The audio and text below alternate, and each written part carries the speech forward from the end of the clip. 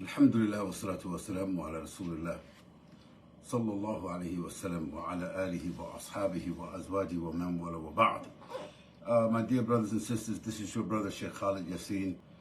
Today is Jum'ah, and I want to be very brief about what I have to say today.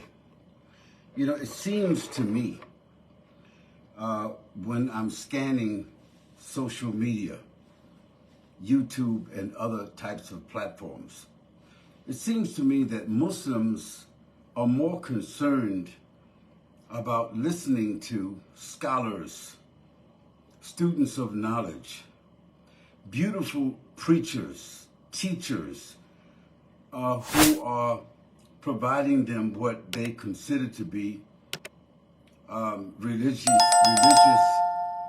correctness. Religious correctness, that means people who are espousing or teaching or preaching or arguing based upon the dynamics of proofs and evidences. So it means that Muslims, they really want someone to talk to them. They like someone who talks nice.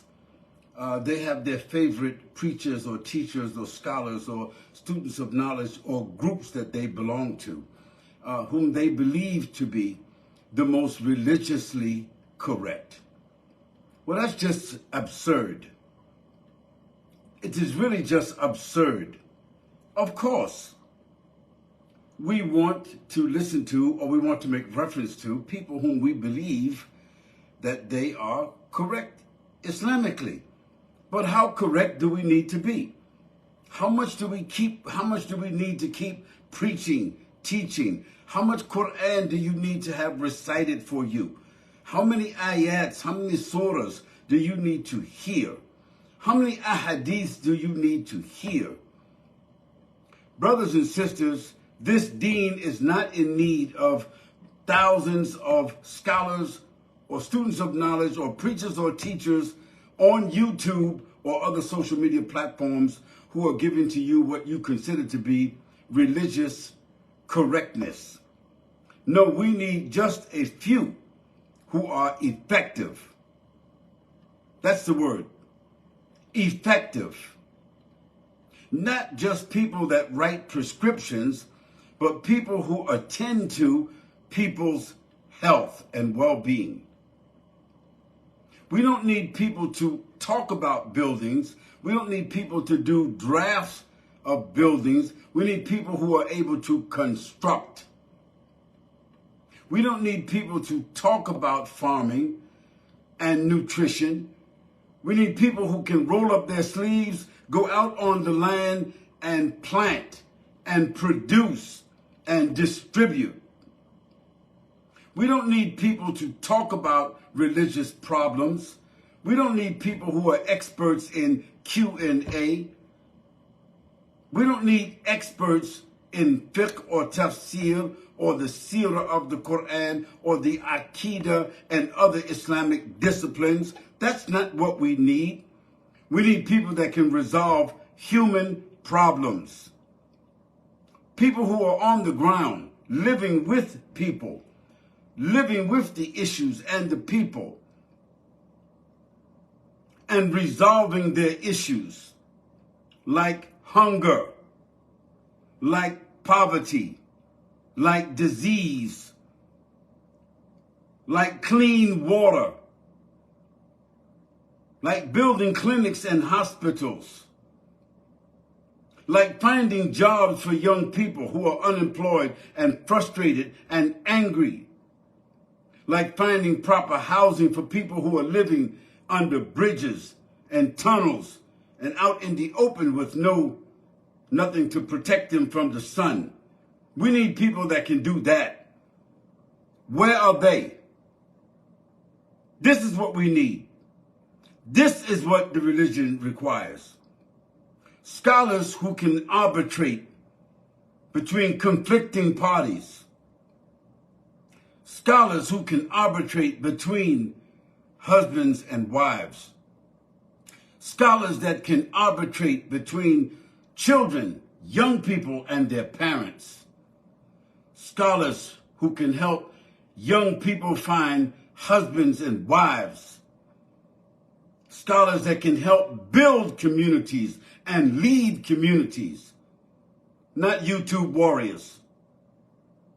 That's not what we need. That's what I'm talking about. I'm not pointing the finger of blame on nobody. I'm not calling no names. I'm not fault finding. I'm just talking about the facts. Islam came to provide humanity with a better way of life. A better way of life. Not just a better way of thinking, but a better way of life. Because you can tell the tree from its fruits, not from a picture. We spend a whole lot of time passing through the pages of Islam. Just flipping the pages of Islam. And it seems that many people, they're just satisfied with those whom we believe can flip the pages or can read from the pages, or the people that got big names or they graduated from somewhere. That's what we're satisfied with. That's what motivates us today. If scholars and students of knowledge are not building communities, leading communities, not congregations, brothers and sisters, there's a difference between a community and a congregation, in case you don't know that. We need scholars and students of knowledge who can roll up their sleeves and take the responsibility of leading communities and solving human beings' problems and arbitrating between conflicting parties and guiding people towards stability and prosperity. So where are those scholars? We need to start talking about issues that affect the planet, not issues that simply are on the mainstream media. Mainstream media is going to serve us, what serves them. Mainstream media is going to serve us what serves them. But they're not going to talk about the issues all over the globe that are affecting human beings and improving their lives. 200 million people, as we speak, live on less than $1 a day. Now think about that, Muslims who are living in the developed countries. March about that. Care about that. Respond to that. No, you don't. No, you want to go down, you want to wear shirts. You want to walk streets and you want to carry placards. You want to wave flags. You want to send, everybody wants to send some special dua or some special message on social media about a particular place, time, circumstance, people, or conflict, like a buffet. Whatever is current, whatever the trend is. So we got hidden hands who themselves create the trend. They fund the trend. They organize, they manipulate the marches.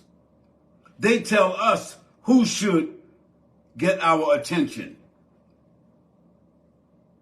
And sometimes the victims are between the people who themselves create the conflict. You think about that. Sometimes the men, women, and children who are innocent, they are caught between the parties who create and sustain the conflict.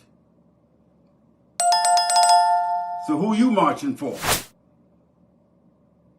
Who you shouting for?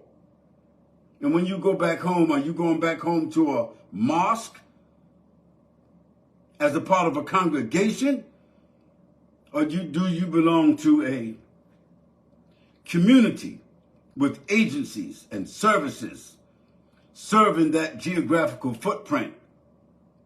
Ask yourself that question. That's my concern today. We say, Subhanakallahumma wa bihamdik. ونشهد أن لا إله إلا أنت ونستغفرك ونتوب إليك. والسلام عليكم ورحمة الله.